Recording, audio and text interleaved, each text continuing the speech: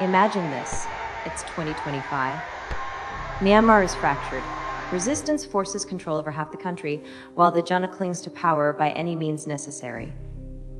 Meanwhile, China brokers secret deals behind closed doors, and a new generation of activists wages war, not just on battlefields, but on TikTok.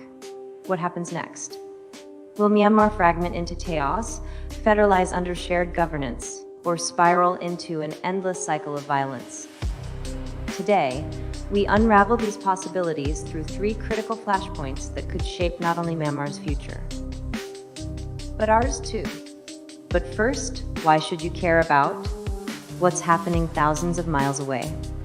Chapter 1. Cross-border fallout. Myanmar's crisis goes global. Picture this.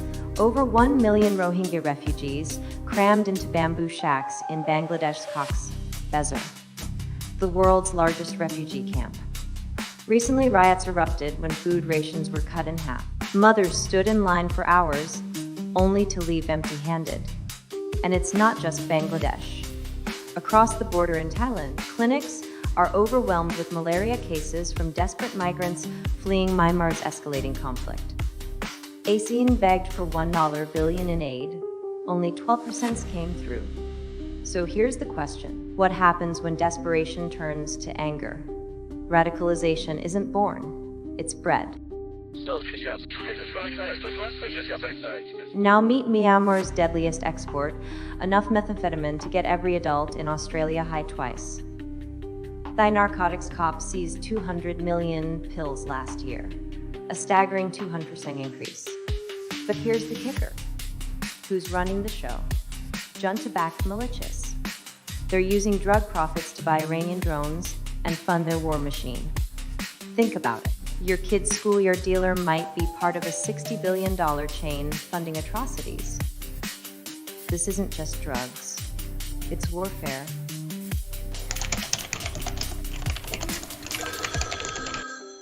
Ever gotten one of those Microsoft tech support calls?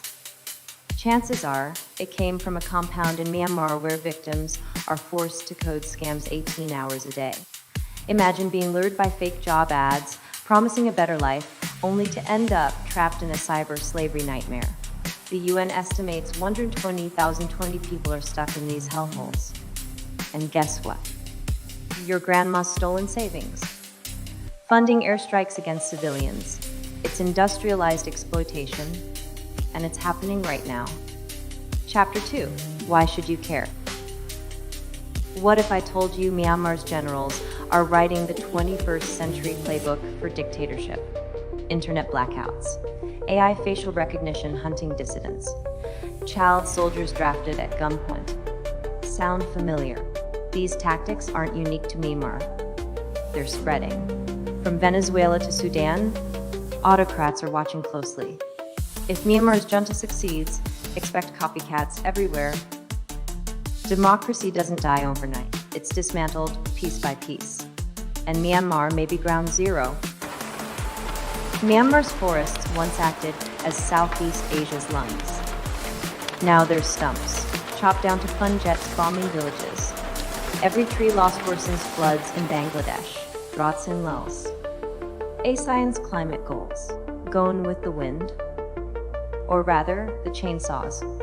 When will we realize that environmental destruction isn't just a local issue? It's global catastrophe waiting to happen. Here's something closer to home. Sanctions on Myanmar's gas fields likely spiked your energy bill. That cheap shrimp at Costco. Farmed on land stolen from Rohingya families. Even your pension fund might have dirty secrets.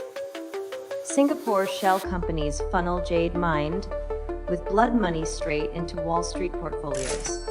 In short, we're all complicit unless we demand accountability. Are you ready to pay the moral price?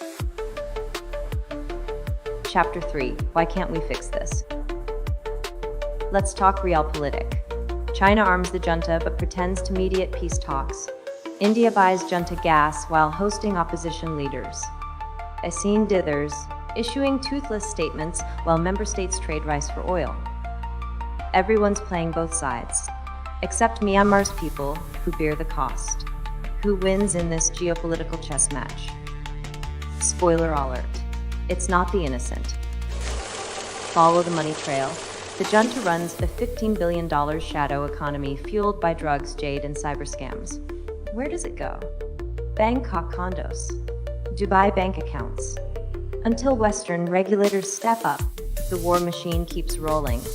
How do you stop a hydra when cutting off one head just grows two more? The resistance faces its own battles. Ethnic armies fight for autonomy. Urban youth demand democracy. The national unity government tries to unite them. But without guns or cash, unity feels like a pipe dream. As Kachin Commander Stone put it bluntly, we share enemies, not dreams. Can a divided movement ever overcome a ruthless regime? Myanmar's crisis has a timer. When the next cyclone hits, when meth floods your streets, when the junta's surveillance tech silences protests in your backyard, then distant becomes ear, Azun stalls, superpowers profit. But history won't forget who acted and who looked away. As Myanmar's youth remind us, a revolution has no expiry date. The question is simple: do we?